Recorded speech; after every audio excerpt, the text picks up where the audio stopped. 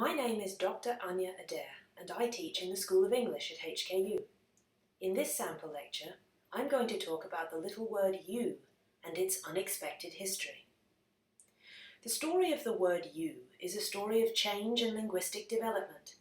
Like so many stories from the development of language, it is also a story of power, society, money, and human interaction. This simple pronoun has a fascinating history. In today's class, we're going to learn about it. First, let's introduce the English pronouns. These are all familiar, right? We know that there are three people in English: the first person, the second person, and the third person. The first person is I, we begin with ourselves. The second person's you, that's the one I'm talking to, and the third person is he, she, or it. And then we can do this all over again for the plural, when there's more than one person. The first person plural is we, the second person plural is you, and the third person plural is they. But you'll notice something else in this chart. There are two pronouns in each of these groups. So the first person singular can be I or me, the first person plural can be we or us. This, of course, is because we use a different pronoun depending on whether the pronoun is in the subject position of a sentence, doing the action, or in the object position, having the action done to it. In these examples, we can see the pronoun change depending on its position. Where the pronoun is doing the action, it's the subject, and we see I or she or we. I buy the book or she buys the book. But where the pronoun is having something done or given to it, it's the object. And we say me or her or us. The lady sells the book to me or she sells the book to us. So we end up with different pronouns for these different functions in the sentence. But what's going on here with you?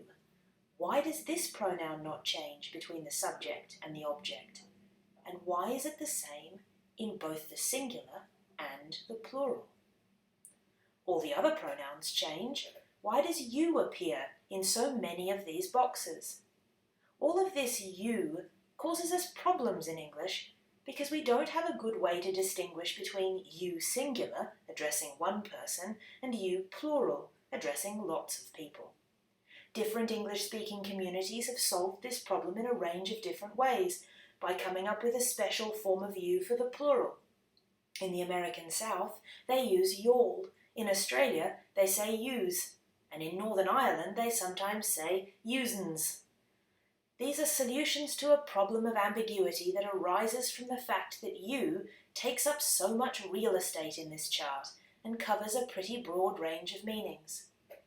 But this was not always the case. In the medieval period, there were two big differences in the you pronoun category. First, the singular pronouns were thou and thee.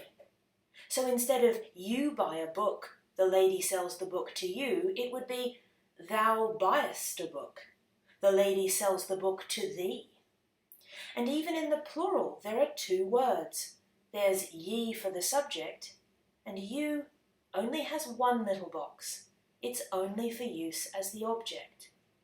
The lady sells the book to you, but ye buy the book. So what happened? The first major change was that the difference between the word ye, which should only be used as the subject of a clause, and the word you, which should only be used as the object of a clause, begins to get blurry. People start to forget to make sure they use the right one. They start just using you, no matter what the grammar is. Already by the early 1500s, this collapse of ye and you was happening, and William Tyndale, who translated the Bible into English, was already old-fashioned in carefully maintaining the difference between subject ye and object you. Tyndale was actually breaking the law translating the Bible into English at all. The church at the time was adamantly opposed to unauthorized Bible translations. But what he tried to do was to make a very proper and accurate and correct translation. Tyndale's version was a huge influence on the history of Bible translation in English, and is one of the reasons that ye stuck around in biblical works. In the King James Version of the Bible, which was the main source of religious language for hundreds of years, we have lines like God speaking to Adam and Eve. God hath said, Ye shall not eat of it, neither shall ye touch it, lest ye die. But by the time of Shakespeare, nobody was really being careful about the difference between ye and you. In this example from the play Antony and Cleopatra, you is used as both subject and object. I did not send you, says Cleopatra to her servant, and if you find him sad. When this happens, people forget the original use of a word, and they often reinterpret it as sounding very old-fashioned or hypercorrect or especially formal. And this is what happened with ye. Over time, it was lost from everyday use, and people started to limit it to really formal or fossilized phrases, such as invocations to the gods, as in Shakespeare's Coriolanus, when a character cries, Ye Roman gods! In other words, you has successfully achieved its first takeover. It's moved from the object case to the subject case in the plural, and pushed ye into being a very formal or fossilized expression that no one would really use in ordinary conversation. This is exactly what we see happening right now, with the difference between who and whom. Technically, who is for the subject and whom is for the object. So we should say, who buys the book, but to whom do you sell the book? Because in the second example, whom is in the object position.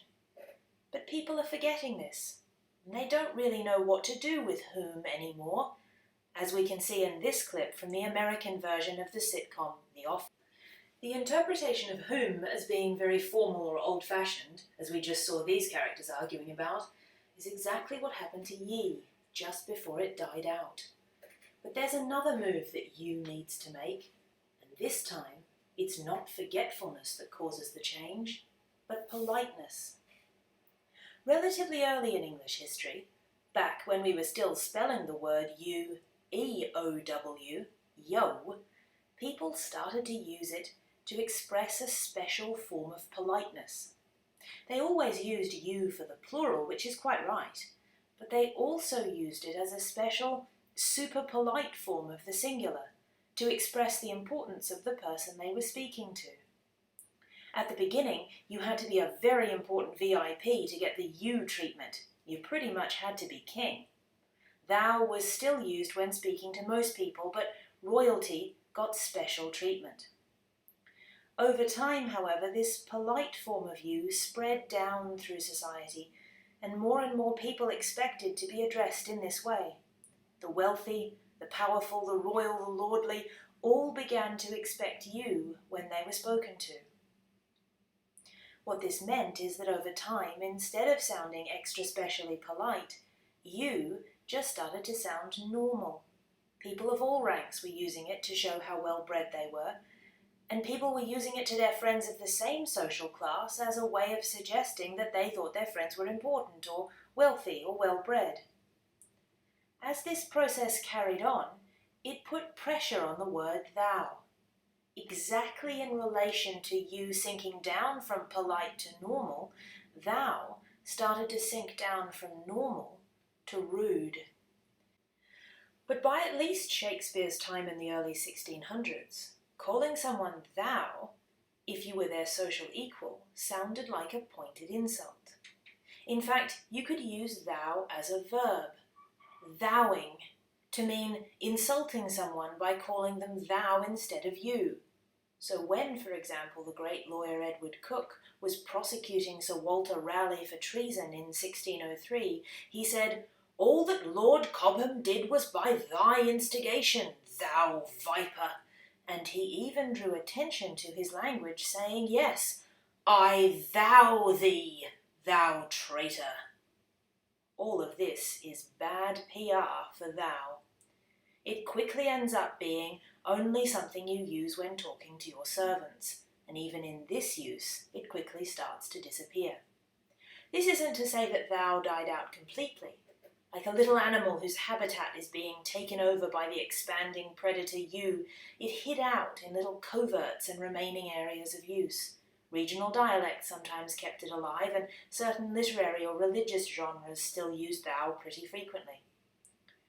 There were 2 places that thou carried on as a standard word.